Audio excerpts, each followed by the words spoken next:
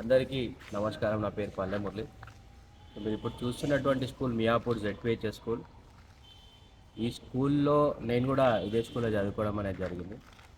So దేశ భవిష్యత్తు తరగతి గదులలో నిర్మాణం అవుతుంది అంటారు, 4 గోడల మధ్య నిర్మాణం అవుతుంది అని అంటారు. కానీ ఇక్కడ చూస్తే గోడలే లేవు దానికి, ఒక స్కూల్కి. అంటే ఈ స్కూల్ దాదాపు కూల్ చేసి 3.5 సంవత్సరాలు అవుతుంది. ఈ స్కూలులో స్ట్రెంత్ వచ్చేసి దాదాపు 1000 మంది ఉంటారు.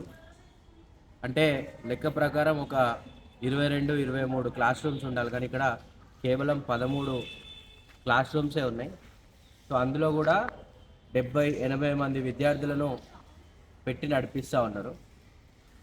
ఇది మీరు ఇక్కడ శిలాఫలకం చూసినట్టయితే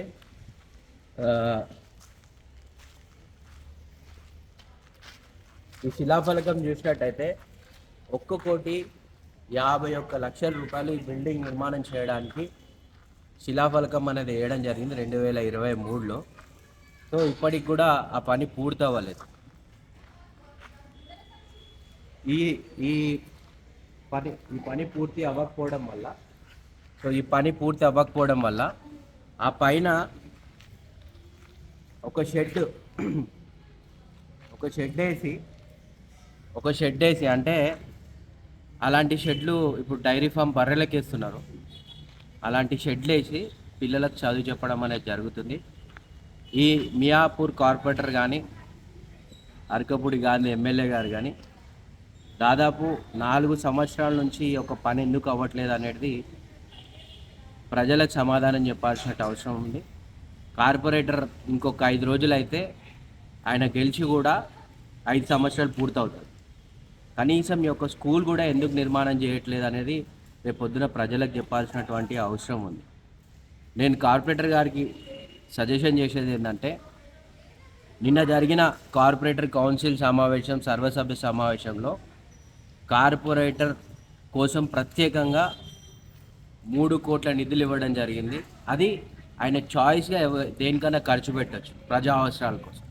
కాబట్టి ఇది కట్టడానికి మినిమం 30 లక్షల రూపాయలు అవుతుంది అనేది మాకు తెలిసినటువంటి అంచనా. ఈ యొక్క బిల్డింగ్ కట్టినటువంటి కాంట్రాక్టర్ని అడిగితే చెప్పిండు ఇంకో 30 లక్షల రూపాయలు ఖర్చు ఉందని చెప్పేసి.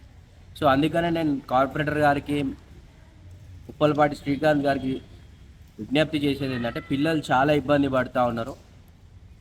ఇప్పుడు మీకు సర్వసభ్య సమావేశంలో నిన్న వచ్చినటువంటి ప్రత్యేక నిధులతోని అందులో 30 లక్షలు ఖర్చు పెట్టి స్కూల్కి ఖర్చు పెట్టాలని మేము డిమాండ్ చేస్తున్నాం. ఇంకొకటి 1,51 లక్ష రూపాయలు దీనికి మంజూరు అయినాయా లేదా, మంజూరు అయితే ఎందుకు సగం ఆపేసిండ్రు అనేది కూడా ప్రజలకు చెప్పాల్సిన అవసరం ఉంది.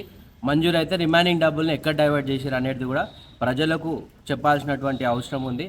కాబట్టి వెంటనే ఈ యొక్క స్కూల్ ఏదైతే అసంపూర్ణంగా ఉన్నటువంటి స్కూల్ ఉందో ఆ స్కూల్ బిల్డింగ్ని వెంటనే పూర్తి చేయాలని, దీనికోసం మేము కూడా ఎంఈఓ, డిఓ సంబంధించిన అధికారులకు కంప్లైంట్స్ రేజ్ చేయడం జరిగింది. అవసరమైతే మేము కూడా కట్టడానికి సిద్ధంగా ఉన్నామని చెప్పడం కూడా జరిగింది సంబంధించిన మిత్రుల దగ్గర చందాలు చేసి.